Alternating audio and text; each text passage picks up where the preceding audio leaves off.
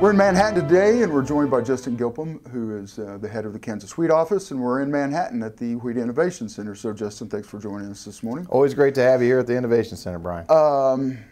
New number, 335 million bushels, up from the 314 from July crop condition report. It's got to be encouraging news. Well, it is. It is. There's definitely, as harvest progressed this year, there were some areas where things were much improved on where we thought they would be in April. And I know you spent a lot of time back at the first part of May and talking with members of the Wheat Quality Council's Hard Red Winter Wheat Tour and the different things that they were seeing on that crop tour. But this crop went through so many challenges, from freeze damage to drought conditions to the disease pressure that we started getting, and then all the rains right at harvest time, that there was just a lot of ups and downs. And we knew things were starting to improve from that early estimate. Back in May, the estimate was below 300. It inched its way up to the 314, and then the July number came out at 335 million bushels for the state of Kansas, which is, all said and done, it's probably about an average crop.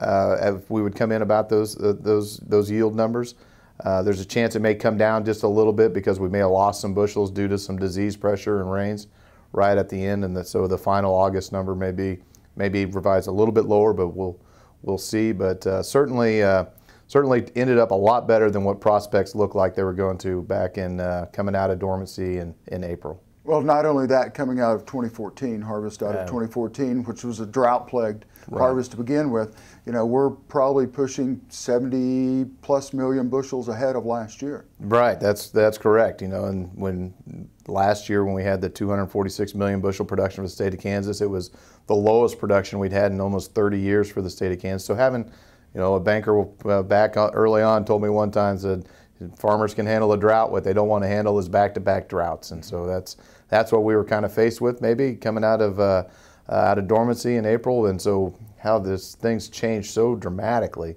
just weather conditions, the crop really responded with the rains and with the yield prospects, and there was some really, the crop was late enough that it was able to benefit from a lot of those rains out west, but the central and eastern part of the state really actually kind of started to deteriorate a little bit because of those rains and the disease pressure that came in. Well, not only that, but most guys are going to come back and maybe double crop on top of that. So did you have any acres that were just lost? We've got a double crop and we're not going to cut it? Well, there was definitely some acres that didn't get cut, especially where we had pockets of some head scab that really came in, and there were some varieties that were really susceptible to head scab, and so farmers went ahead and got those adjusted and didn't cut those, and so those were kind of southeast Kansas, northeast Kansas.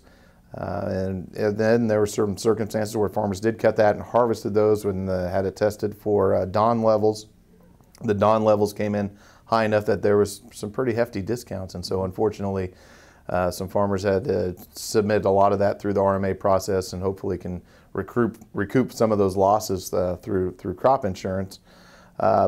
But all in all, when you think about those pockets, we had the challenges with some head scab, challenges with some drought, challenges with freeze.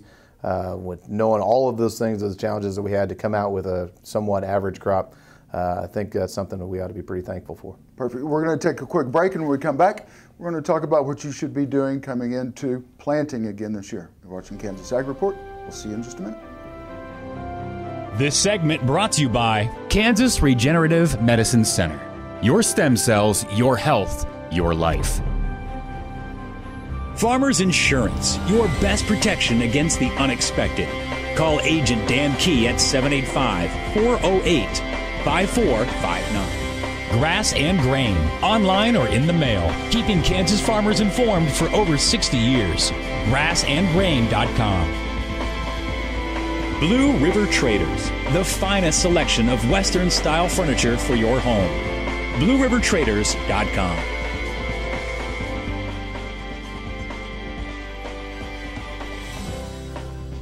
We're in Manhattan today. We're at the Kansas Wheat Innovation Center in Manhattan. We're joined by Justin Gilpin. So, Justin, before we went to break, we were kind of talking about this year's harvest.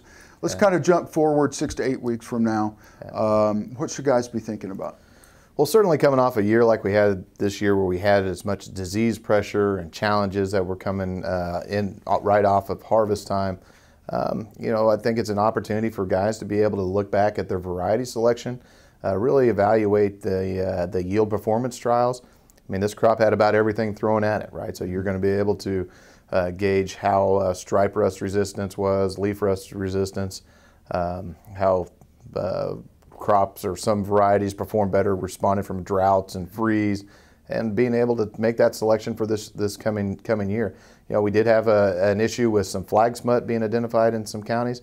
Flag smut's an issue that can be treated with fungicide treatment and seed treatment, and of course you're going to see a lot more encouragement of Kansas using more certified seed and using seed treatments for this year, and I think that's something that's just going to become more and more encouraged from extension and crop advisors and farmer grower associations, just because of management practices. I think it's a way that we can help alleviate some of these challenges, this disease pressure, but then also try to use best management practices to get the most out of their yield. Well, in the long run, I think certified seeds is probably the best direction to go.